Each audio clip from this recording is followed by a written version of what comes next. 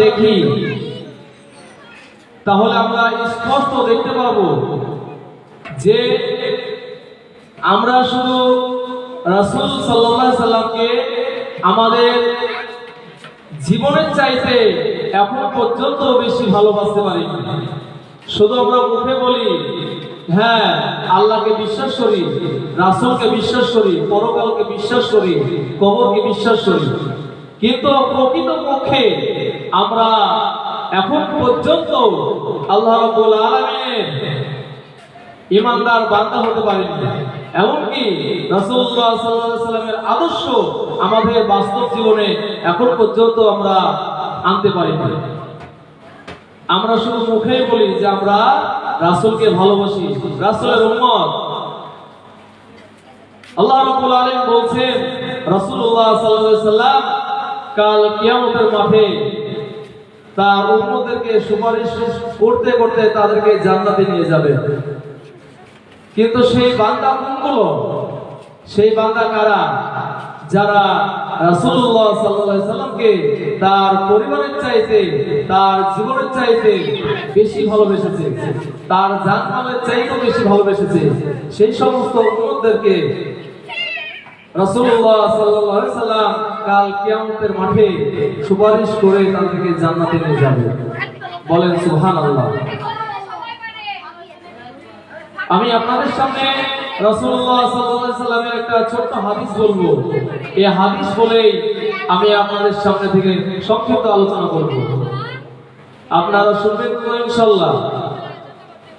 রাসূলুল্লাহ সাল্লাল্লাহু আলাইহি সাল্লামের হাদিস আপনারা যদি শুনেন আপনারা অবাক হয়ে যাবেন, আপনারা আশ্চর্য হয়ে যাবেন যে এই হাদিসের ভিতরে কি বলছে রাসূলুল্লাহ সাল্লাল্লাহু আলাইহি সাল্লাম।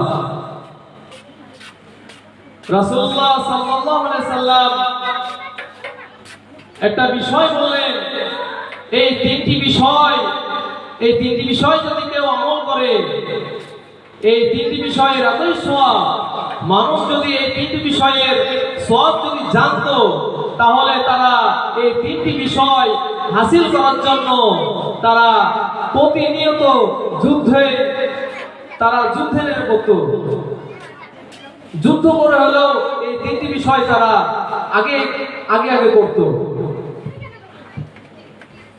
কিন্তু আজকে দেখুন আমাদের সমাজে এই তিনটি বিষয় সবচাইতে অবহেলিত, সবচাইতে নিম্ন। আমরা এই তিনটি বিষয়কে গুরুত্বই দিই না, কিন্তু আল্লাহ রাসূল সাল্লাল্লাহু আলাইহি সাল্লাম বলছেন এই তিনটি বিষয়ের এতই সওয়াব, এতই গুরুত্ব, যদি মানুষেরা জানতো তাহলে তারা যুদ্ধ অপরিণত হতো, যুদ্ধই লিপ্ত হতো। যুদ্ধই লিপ্ত হওয়ার মাধ্যমে তারা এই তিনটি বিষয় তারা সব হাসিল করত।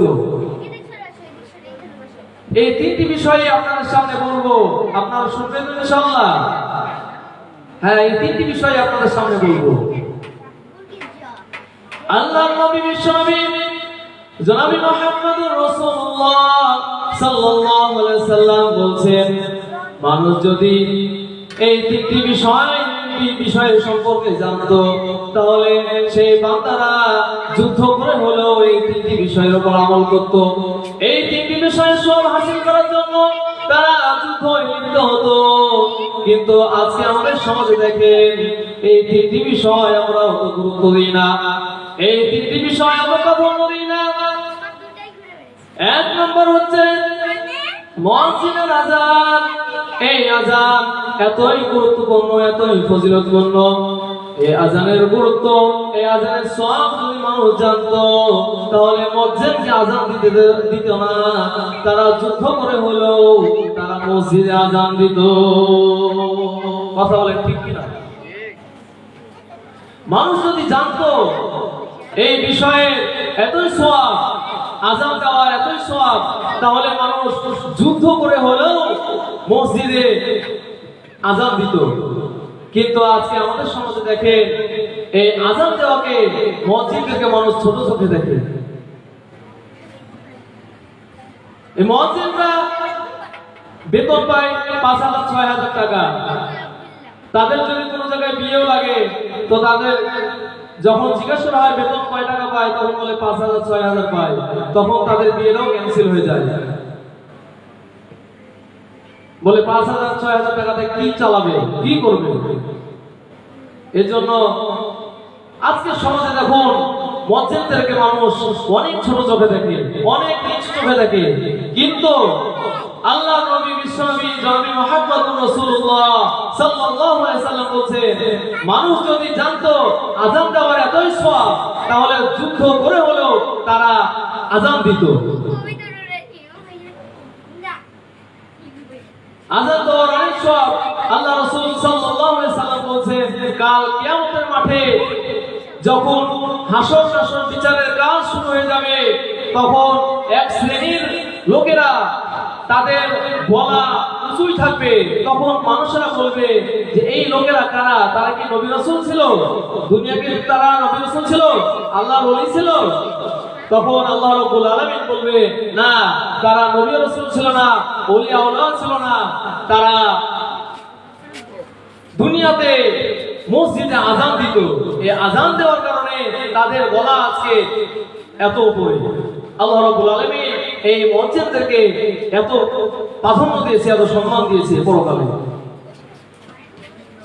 কিন্তু আজকে দেখুন আমাদের সমাজে মুয়াজ্জিনদেরকে সেইভাবে সম্মান করাই হয় না। মসজিদে যদি কোনো একটা হয়তো ভুল হয়ে যায়, তাহলে সেই মুয়াজ্জিনদেরকে এসে অনেক মানুষ অনেক রকম কথা বলে, কিন্তু তারাও তো মানুষ, তাদেরও তো ভুল হতে পারে, কিন্তু মানুষ তাদেরকে ওইভাবে দেখে না। আল্লাহ রাব্বুল আলামিন আমাদেরকে এই মুয়াজ্জিনদেরকে সম্মান করার তৌফিক দান করুন। সকলে বলে আমিন। আমিন। আল্লাহ রাব্বুল আলামিন এই আযান দেওয়া অনেক সওয়াব আছে। এই সওয়াব যদি জানতো, তাহলে মানুষ যুদ্ধ করে হলেও মসজিদে আযান দিত। 2 নম্বরে আল্লাহ রাসূল সাল্লাল্লাহু আলাইহি ওয়াসাল্লাম বলেন, মসজিদে আযান দেওয়ার সঙ্গে সঙ্গে